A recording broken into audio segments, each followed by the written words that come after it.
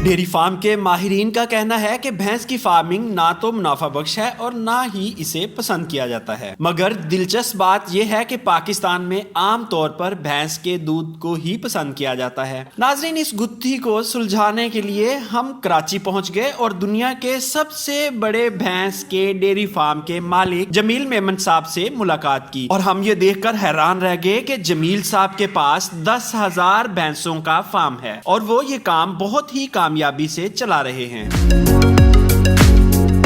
अस्सलाम वालेकुम नाज़रीन, बिन्यामिन शौकत हाजिर खिदमत। नाज़रीन, आज फिर हमारे साथ मौजूद है जमील मेमन साहब। हम इंतहाई मशकूर हैं, उन्होंने अपने कीमती वक्त में से आज फिर हमें वक्त दिया। और नाज़रीन, ये जो आप पीछे देख रहे हैं ये झोटियाँ हैं, यानी बफलोस, भैंस की बच्चियाँ हैं, कटियाँ भी इसे कहते हैं। और ये माशाल्लाह जिस फार्म पे हम मौजूद हैं, यहाँ जमील मेमन साहब के पास दो मुख्तलिफ़ लोकेशंस पे तकरीबन 9,000 के करीब भैंसें हैं। और ये आपको बताता चलूँ कि ये पाकिस्तान का नहीं बल्कि दुनिया भर का सबसे बड़ा बफलो फार्म है।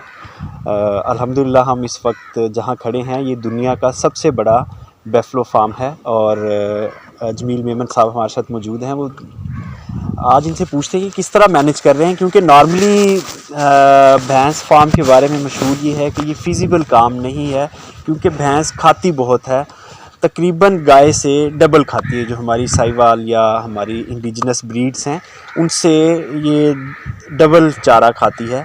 तो आज सर से पूछते हैं कि ये किस तरह इतना बड़ा फार्म मैनेज कर रहे हैं और एक एग्ज़ाम्पल हैं ये इस पूरे खित्ते के लिए जहाँ जहाँ भैंस पाई जाती है, यानी आपका इंडिया, पाकिस्तान, श्रीलंका, बांग्लादेश, नेपाल वगैरह, ये जो हमारा एक एशिया है इसमें सिर्फ ये भैंस पाई जाती है। और आज जमील मेमन साहब से पूछते हैं कि ये किस तरह इतना बड़ा फार्म मैनेज कर रहे हैं। जी अस्सलाम वालेकुम सर। अस्सलाम जी, ये माशाल्लाह सुना था आपके बारे में बहुत, तो आज हम आपके दरमियान में मौजूद हैं। तो हमारे पाकिस्तान में बहुत सारे लोग फार्मिंग करना चाहते हैं, बफलो की, भैंस की फार्मिंग करना चाहते हैं, लेकिन 10, 20, 30, 40 से ऊपर नहीं जा पाते। क्या वजह है? बस इसका ज़मींदारी से गहरा वास्ता है। आपके पास रकबा होना चाहिए, तो आप आराम से एकड़ पर मेरे हिसाब से 20 भैंस पाल सकते हैं। अगर जदीद तरीके से चला जाए तो आपके पास 100 एकड़ का रकबा है तो आप आराम से 2,000 पाल सकते हैं। और उसके लिए आपको दो बातें करनी है। एक तो भूसा गंदम के सीज़न में स्टॉक कर लेना है, फी जानवर 5 किलो के हिसाब से या 6 किलो के हिसाब से 300 दिन का, 65 दिन तो चलो रनिंग चल ही रहे होते हैं। ये स्टॉक हो जाए आपका तो आपकी वो कॉस्ट कम हो गई। फिर जिस तरह आपको मैंने घास दिखाया था, किंग ग्रास वगैरह, तो ये किंग ग्रास का बंदोबस्त हो आपके पास फी जानवर 30 किलो के हिसाब से, तो आप जरब दे के जितनी मर्जी बढ़ा लें। इसमें कौन सा इसमें हाथी घोड़ा फारसी तो नहीं है इसमें। ये जो हमारे फार्मर कोशिश करते हैं भैंस को साइलेज पे या बाहर मार्केट से ख़रीद के चारा डालने की, तो क्या वो फिजिबल हो सकते हैं? मेरे ख्याल में तो मुमकिन नहीं है। कभी 13 रुपये, कभी 10 रुपये साइलेज, उठाना पटकना कॉस्ट है, मुश्किल लग रहा है मुझे। लेकिन उसमें भी बारे में आ जाएगा, अगर कुछ इकोनॉमिकल अपना भी हो, कुछ बाहर से ले, इस तरह से मिक्स कर ले, दोनों कर ले कि 6 महीने हमारा अपना खिला ले, अपना फोडर, अपनी पैदा करदा फोडर, और बाद में फिर बाहर से ले ले कोई 2-4 महीने, तो सर्वाइव कर सकते। प्योरली बाहर से लेके पालना मुमकिन नहीं है। हम थोड़ा सा बैकग्राउंड जानना चाहेंगे, किस तरह आपने शुरू किया, किस तरह इस काम में आए और माशाल्लाह इतना बड़ा हर्ट साइज मेंटेन किया, ये किस किस स्टेप में किया और कैसे यहाँ तक पहुँचे? मैंने स्टार्ट किया था 1985 में। तो मैंने अपना कारोबार दूसरा था मेरा, तो मैंने 400 भैंसें डाली थी दूध वाली कराची में दूध की डिमांड उस वक्त बहुत ज़्यादा थी। तो बहरहाल वो फिर बाद में ख्याल आया कि बच्चे बचाए जाएं। पहले तो हम सीधे ला के पंजाब से या सिंध से ला के दूध लिया और कर स्लॉटर हाउस भेज दी। फिर बच्चे बचाए कोई साल के 70-80 फिर वो उसको कराची में पालना नामुमकिन तकरीबन था। वही हालत थी, बाहर से खरीदना हर चीज़। तो फिर ये रकबा लिया छोटा सा 80-90 एकड़ का। फिर उसके बाद यहाँ शेड बनाए, जिस तरह आप यहाँ देख रहे हैं 28 शेड में रहे हैं। तो ये पहले 4 बने थे सिर्फ, तो 4 में उनको उस जोटियों को जो साल की हो गई थी डे कराची फार्म में, और ऐसा लग रहा था कि बोझ है, सबको लग रहा है पूरे पाकिस्तान। लेकिन फिर ये अल्लाह के फजल से यहाँ घास हो गया। टाइम ये का चारा आता था एशिया का हाइब्रिड, 10 महीने चलता था, 11 महीने, वो हम लोगों ने बहुत लगाया। जम्बू ग्रास में मुझे फिर बेस्ट जम्बू ग्रोवर इन पाकिस्तान का अवार्ड भी मिला। उसकी तब उस वक्त 11 फुट हाइट थी जम्बू की मेरे पास। और इसका बेसिक रीज़न सिर्फ एक ही था, कोई हमारी काबिलियत नहीं थी ना कोई चीज़ थी, बस हमने उस ज़मीन में गोबर डाला। मैंने अपना अल्लाह का फजल समझे कि यहाँ बैठे थे ज़मीन पे, तो किसी ने सलाह दी कि भाई आपके कराची में गोबर तो बहुत है। मैंने कहा भाई साहब हम तो जलाते हैं। यहाँ मुझे उस टाइम को रकबा मिल गया बरसीन का, तो यहाँ से बरसीन ले गया वो, और वहाँ से वापसी में आते तो गोबर ले आया। 96 दिन हमारा बरसीन यहाँ से वहाँ गया और 96 ट्रक यहाँ आए। वो 96 ट्रक हमने सीधे गोबर के 24 एकड़ रकबा था उस वक्त, 24 एकड़ में डाल दिए 96 ट्रक पूरे। फिर जो जम्बू ग्रास लगाई तो उसने तो KTN में 35 मिनट की मूवी चला दी और उन्होंने करोड़ों रुपए का जम्बू बेचा ये फिल्म दिखा के ICI ने। बस फिर आस्ते आस्ते अपना अल्लाह ने जो इल्म देते गए अल्लाह ताला, तो इस तरह करते रहे, हो गया। अब यहाँ तक पहुँचे मैं अभी 10,000 9,000 के लगभग हूँ। वो भी मुल्क की हालात ख़राब है, वरना मैं इसको 30-40 हज़ार पे ले जाता अब तक। 2011-12 के बाद मैंने बिल्कुल ये अपना भैंस बढ़ानी या गाय बढ़ानी छोड़ दी। तो कराची के हालात बहुत ही बुरे थे 3-4 साल, और बड़ा नुकसान हुआ, बहुत से लोग फेल हो गए। हमने अपने आप को रोक लिया। फिर यही पैसे ज़मीन लेते गए कि भैंस नहीं बढ़ानी, ज़मीन बढ़ा ले। फिर मैंने एक नया निज़ाम किया हुआ है इधर, जो आपको दिखाया मैंने, कि हमने कोई भी वाटर कोर्स कच्चा नहीं छोड़ा है। तो सारे पक्के वाटर कोर्स कर दिए हैं अपना पाइपों के ज़रिए, कुछ ओपन भी हैं। उससे ये फ़ायदा हुआ कि जो 100 एकड़ का पानी जो था मेरे पास, वो 400 एकड़ आबाद करने लगा। इतनी पानी की बचत हो गई। फिर दूसरा बाद में लेज़र लेवलिंग के भी आ गया सिस्टम, तो लेज़र लेवल ज़मीन कराई। तो लेज़र लेवल ज़मीन के बाद जो घास को पानी लगता था 7 दिन में, वो 3 दिन या 4 दिन में लगने लगा, उतने ही रकबे को, और पानी की बचत हो गई। फिर उसमें इस तरह ज़मीन बढ़ाते गए, पानी तो जो है वही है। फिर अल्लाह ने यहाँ को 2-3 कुएँ लगाए, वो भी कामयाब हो गए। तो मज़ीद बढ़ा रहे हैं आस्ते आस्ते। अब फिर इरादा है कि और बढ़ाएंगे, और अब हालात सही भी हैं। 2014 के बाद 15 के बाद कराची में वो बदअमनी नहीं रही जो थी, तो अब महसूस हो रहा है कि, और भैंस की कीमत भी बहुत अच्छी हो गई है। सबसे बड़ी बात तो इकोनॉमिक काम करती है ना हर जगह पर। कुदरत तो अपनी जगह पर है, लेकिन इकोनॉमिक जो होगी उस पर ही आप डिपेंड कर सकते हो। पहले जो भैंस 60,000 की होती थी, और जब 85 में ये भैंस थी 7,000 रुपये की, अब है 3 लाख रुपए की। अब देखा जाए तो वायबल है। उस टाइम वाकई वायबल नहीं था, 60-70 हज़ार तक भी वायबल नहीं था। लेकिन अब जो रकम 2.5-3 लाख से कम भैंस बिक ही नहीं रही कोई भी, और ये 2 साल के अंदर 5 लाख हो जाएगी, 1 साल 2 साल के अंदर। जब अभी पार्टियाँ पालने वाला को पालेगा तो 5 लाख समझ के पाले, वो 3 साल बाद उसकी 5 लाख की बिकेगी। क्योंकि जिस शिद्दत से हम कटा रहे हैं उस शिद्दत से पालने वाले कम है। गाय ठीक है अपनी जगह पर, साहिवाल गाय, चोलिस्तानी गाय, पाकिस्तान की बेस्ट गाय चोलिस्तानी है। खामा का साहिवाल को मशहूर किया हुआ है कुछ चंद ग्रुप खामा खा के अंदर कुछ भी नहीं है। साहिवाल गाय में अंदर साहिवाल गाय गरीबों की गाय है, ड्यूल पर्पज़ है, गोश्त भी खा लो और दूध भी ले लो। और चोलिस्तानी प्योर दूध के लिए है। चोलिस्तानी पे मैंने 89 में 50 चोलिस्तानी गाय पे मैंने ऑस्टन फ्रीजन के बीज रखे थे अमेरिकन। और ये भी एक जहन में लोगों को कि ऑस्ट्रेलिया की गाय, ये ऑस्ट्रेलिया की गाय अमेरिकन गाय के आगे स्क्रैप है। तो अमेरिकन गाय का मैंने सीमेंट लिया, बुल का सीमेंट लिया मैंने, और वो हमने चोलिस्तान में इंसेमिनेशन किया। उसकी जो क्रॉस पैदा हुई, उसने पहले पेड़ 28 लीटर दूध दिया था मेरे पास। वो मैंने पूरा ट्रायल सिंध गवर्नमेंट को जमा कराया था कि भाई ये बेहतरीन पाकिस्तान की गाय है चोलिस्तानी। जो आती है तो बहुत बेचारी कमज़ोर सी होती है, रेगिस्तान के पली हुई, लेकिन कुछ दिनों में वो 2 महीने के अंदर अपने बाल उतार देती है, और फिर नए सिरे से इतनी शाइनिंग कराची में होती थी उसकी कि बस आदमी देख के दिल खुश हुआ ज़मींदार का। बहरहाल ये कि फिर मैंने इनको उस टाइम पे थे तारिक साहब लाइफ स्टॉक सेक्रेटरी, उनको भी कहा, मैंने कहा इसको प्रमोट करो और साहिवाल के पीछा छोड़ो, तो ज़्यादा बेहतर ये है आपके पास। साहिवाल को 2nd-3rd नंबर पर डालो भले, लेकिन असल चोलिस्तान से फ़ायदा उठाओ। ये मैंने उधर सेमिनार में 2005 में अलमरा हॉल में इनको सारी तकरीर, मुझे टाइम दिया था तो मैंने इनको कहा था।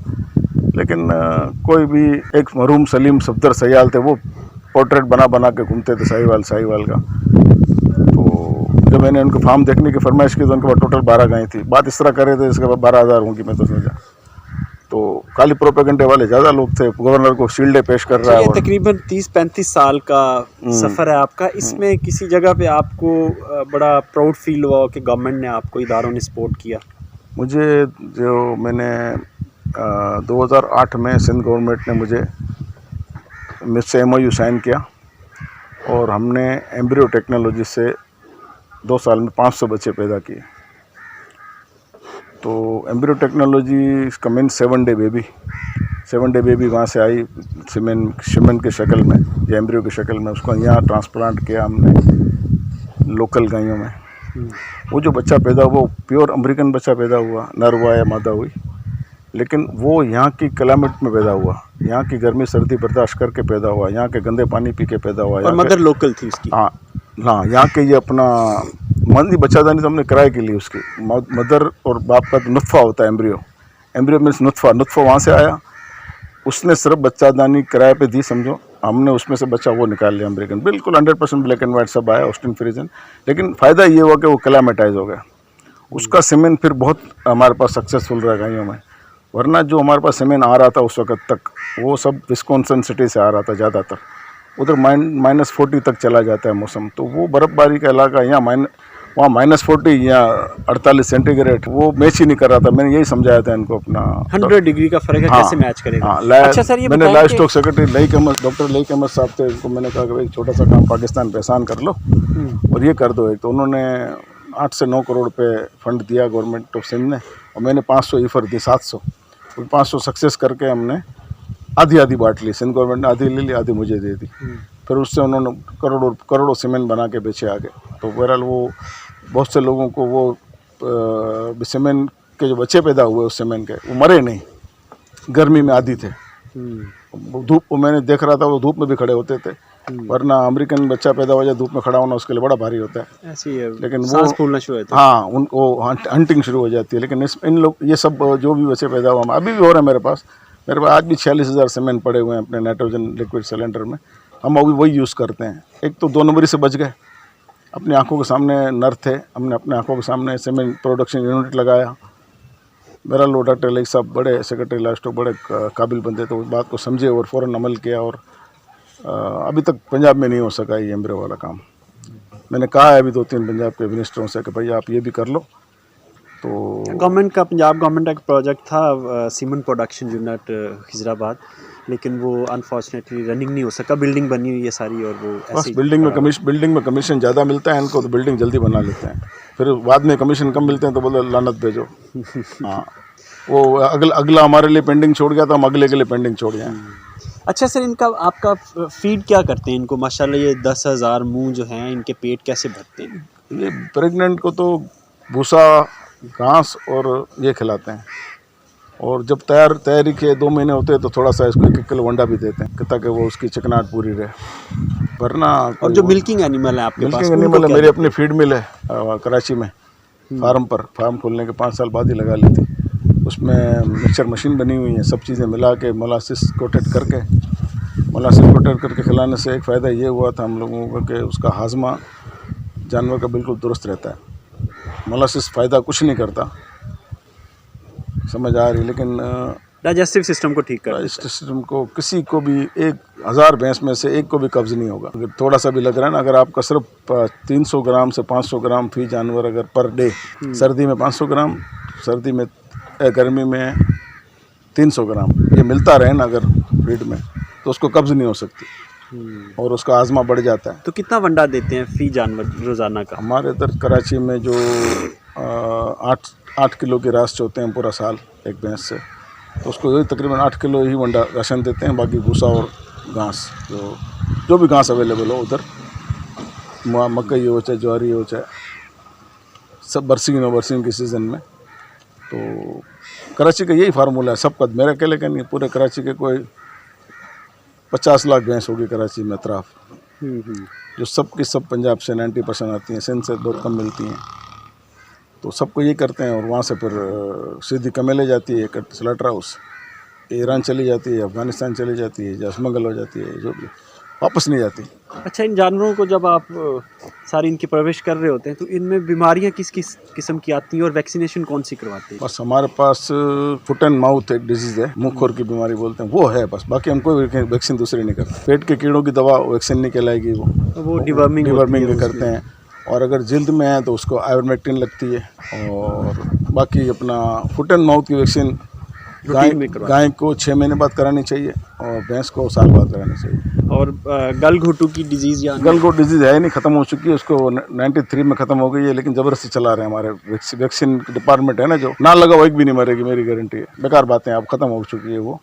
गलगुट भी खत्म हो गई, आरपी भी खत्म हो गई है, रेंडर पेस्ट भी खत्म हो चुकी है। अल्लाह की मेहरबानी समझो या जो भी है, आप नहीं है, मैंने नहीं कराई गलगुट की वैक्सीन 30 साल में कभी भी, तो एक भी नहीं मरता जानवर। हाँ, दूसरी वजह से मर जाए वो मैं नहीं बोल सकता, अल्लाह की मर्जी है, लेकिन गलगुट की वजह से जो खर खर करके मरता है सांस खींच खींच के, वो आज तक एक भी जानवर नहीं मरा। काम का गलगुट की वैक्सीन बनाए जा रहे हैं, बेचे जा रहे हैं। पानी वैक्सीन को टेस्ट करा लेना, पानी होगा नहीं रहा, वो मेंटेन ही नहीं कर पा रहे हमारे वैक्सीन जो बनाने वाले इदारे हैं, NRI पता नहीं कितने इदारे हैं, जो भी हैं, कोई भी मैंने चेक कराई सबकी वैक्सीन सिवाय पानी के कुछ नहीं है, वो मेंटेन ही नहीं कर सकते इनका टेम्परेचर। वो ये हम लोग ले रहे हैं अभी जो बुखार की कोल्ड सप्लाई चेन है वो नहीं मेंटेन, बिल्कुल नहीं कर सकते उनका।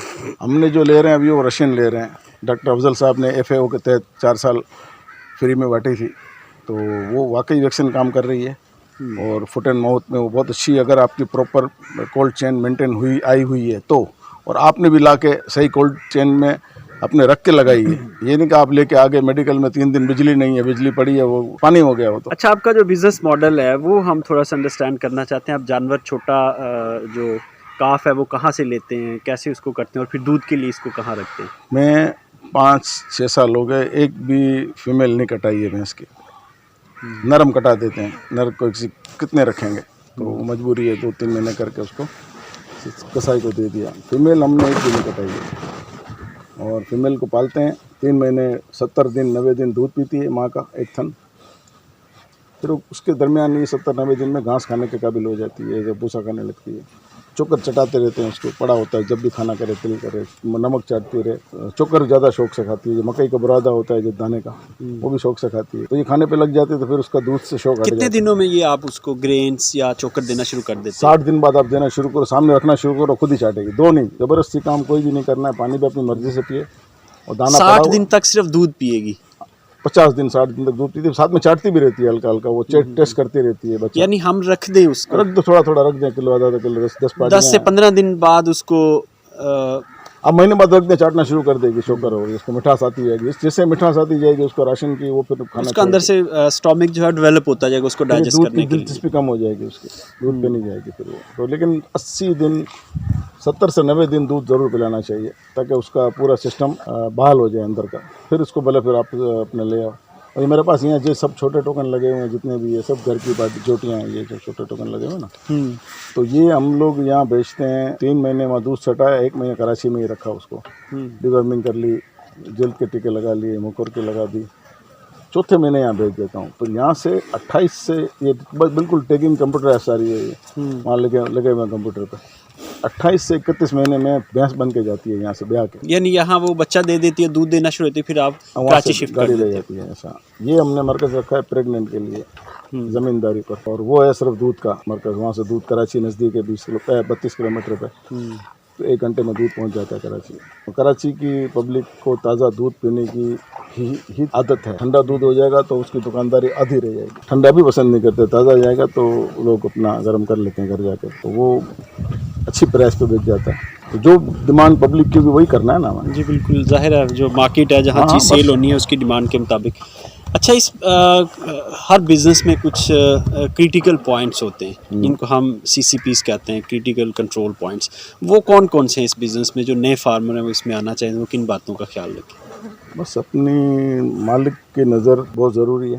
एक पुराना मिसाल है, बाप की पूरी बेटे की आधी, नौकर की चवन्नी, वो भी अगर हलाल का है तो। ये 500 साल कदीम मिसाल है, उसमें गलती की गुंजाइश नहीं है, बात बिल्कुल दुरुस्त। जो मुझे नज़र आएगा वो नौकर को नज़र नहीं आएगा। आपके सामने मैंने इतने प्लास्टिक उठाए, इनको तो नज़र नहीं आया किसी को। ये प्लास्टिक को जानवर खाएगा, मर जाएगा, पेट में घुस जाएगा। जो मालिक की नज़र है वो तो उसका तो कोई मुकाबला कर ही नहीं सकता। तो अटेंशन रहना है अपने, बड़े वॉल्यूम पे करें तो छोटी मोटी गलतियाँ भी छुप जाएंगी। काम कोई भी आज दुनिया में इस वक्त हो रहा है, बड़े वॉल्यूम वाला ही जीत रहा है। तो कोशिश करके 6 फार्मर मिल जाएं, 5 मिल जाएं, 10 मिल जाएं, लेकिन करें वॉल्यूम पर, ताकि कोई ना कोई हाज़िर हो, कुछ ना कुछ हो, और बहुत अच्छा हो सकता है काम। ये हमको तो अल्लाह ने नेमत दी हुई है। पाकिस्तान, पंजाब या सिंध जो भी है, 12 महीने गर्मी है, एक आध महीना सर्दी आ गई तो आ गई, नहीं तो कुछ नहीं है ना। लोगों के जाता रहता हूँ मैं, तो वहाँ तो 4 महीने गर्मी होती है, 12 में 8 महीने बर्फ़ पड़ी होती है। वो भी तो फार्मिंग कर रहे हैं, वो कैसे कर रहे हैं फिर? और 4 महीने में इतना उगा लेते हैं कि 8 महीने खिलाते हैं। हमको तो अल्लाह ने नेमत दी है, 365 दिन धूप है हमारे पास। और जिस मुल्क में इतनी धूप बरसती हो वो गरीब हो ही नहीं सकता।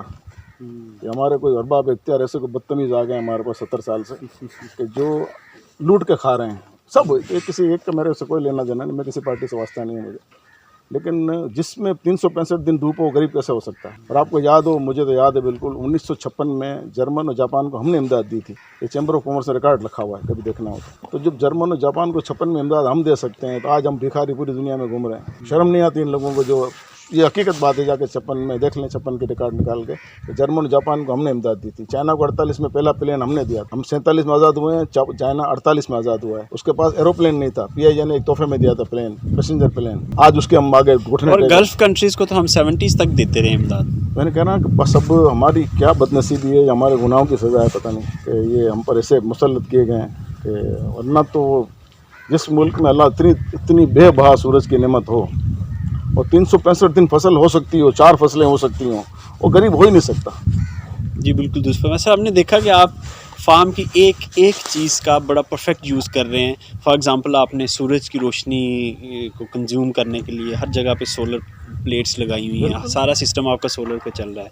फिर आप गोबर से बायोगैस बना रहे हैं, बायोगैस से सेलरी से आप उसको फर्टिलाइज़र बना रहे हैं। तो ये कैसे आप सारा मैनेज कर रहे हैं? बंदे को सौंप दिया, उसका ये काम तेरा है, फिर उसके ऊपर सुपरविजन की।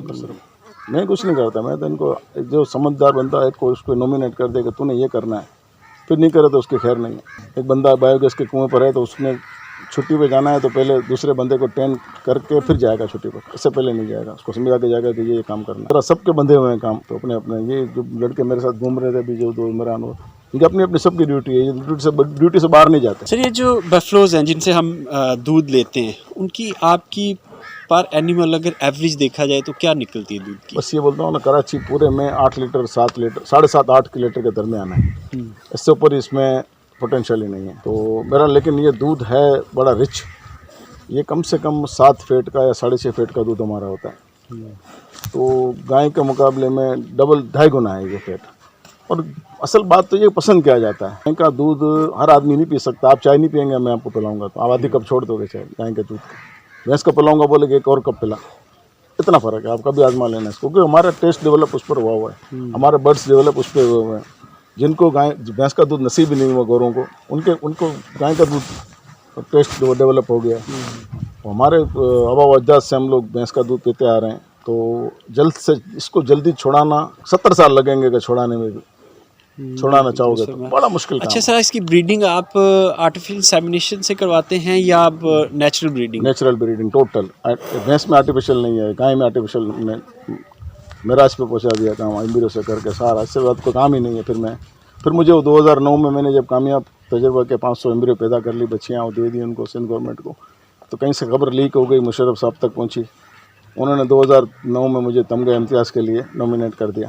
तमगा इम्तियाज़ 2009 में मुझे मिला, गवर्नर वज़ीर आला ने दिया। इसी बात पे इसका मौजू ये था तमगा इम्तियाज़ का, science dairy farming oblique science oblique dairy farming. हालांकि मैं कॉमर्स में इंटर पास हूँ, मैंने को साइंस नहीं पढ़ी, ना मैंने को PhD किया, ना मैंने को वेटनरी तालीम हासिल की। लेकिन मैंने कईयों को मकाले लिखे थे तो उन्होंने PhD कर ली डेयरी पर। प्रैक्टिकल साइंस है ना सारी, ये काम ही प्रैक्टिकल है। ये एम्ब्रियो का पाकिस्तान में एक भी एक्सपर्ट नहीं था रखने वाला। एक मैंने टेक्नीशियन से रखवाया, बहुत इदारे का था।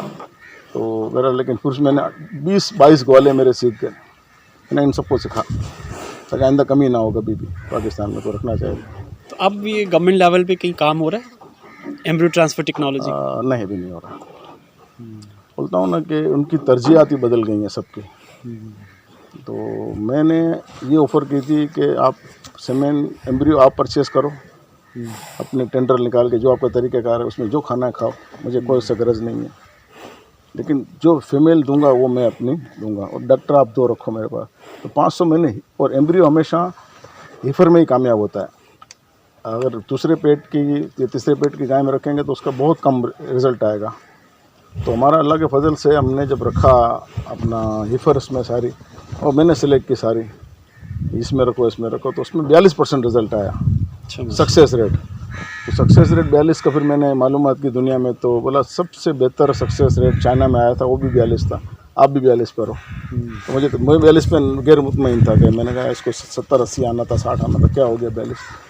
फिर एम्ब्रियो का रिज़ल्ट ही 42 पर दुनिया में कहीं नहीं आया सच। तो मैंने कहा चलो फिर हम ठीक जा रहे थे इसका मकसद। यहाँ तो कह रहा हूँ ना कि मैंने military dairy farm, Punjab university, सब जगह तक पूछा कि कोई एम्ब्रियो रखने वाला एक्सपर्ट, बोला नहीं वो मर गया, एक था सोनू मल, वो उधर मर गया, वो उधर चला गया, वो इंग्लैंड चला गया, उसने PhD कर ली, वो अभी कर्नल से हो गया है ब्रिगेडियर, तो वो हाथ नहीं डालेगा। तो फिर मैंने लानत भेजी, मैंने कहा इनसे कुछ नहीं होगा, हम अगर 6 महीने ख़राब हुए, फिर अपना खुद बंदोबस्त किया हमने एम्ब्रियो रखने वाले का, और वो बड़ा सक्सेस रहा मेरा। तो चलिए सर, कोई इंसान कुछ भी करना चाहे तो कोई मुमकिन नामुमकिन तो कोई नहीं है, सब भैंस फार्मिंग के हवाले से आप कुछ करें इसको, ये इसका मुस्तकबिल है पाकिस्तान का। देखो हमारी दूध की आदत जाएगी नहीं, और 150 रुपये दूध हो गया है पंजाब में, और एक सुना है मैंने इस्लामाबाद में भैंस का खालिश दूध, यस ये अनकरीब 6 महीने में 200 हो जाएगा। जिस तरह महंगाई बढ़ी है, जिस तरह नोट की डिवेल्यू हुई है, तो 200 रुपये में भैंस का दूध देने में कोई रजनीवारा आएगा बस। और लोग जिसने पीना है वो नहीं छोड़ेगा भैंस का। जी, बहुत शुक्रिया सर, हम नहायत मशहूर हैं, आपने इतनी मुफीद बातें हमें बताई, और ये एक नई बात बताई कि तो बुरी लग गई हो तो माफी आपको चाहता हुकूमत की तरफ से तमगा इम्तियाज भी हाँ, मिला ये हुआ मुझे है। डेयरी नाज़रीन, साइंस में मिला मुझे। आपको बिल्कुल इस बात पे प्राउड फील करना चाहिए कि हमारे पाकिस्तान में इस लेवल का काम हो रहा है, और दुनिया का जो सबसे बड़ा बफलो फार्म है वो पाकिस्तान में है, और आप इस वक्त अपनी स्क्रीन पर भी देख रहे हैं। नाज़रीन, ये था आज का प्रोग्राम, उम्मीद करते हैं आपको पसंद होगा। इसके साथ ही अपने मेज़बान बिन्यामिन शौकत और हमारे खुसूसी मेहमान जमील मेमन साहब को इजाज़त दीजिए। खुदा हाफ़िज़।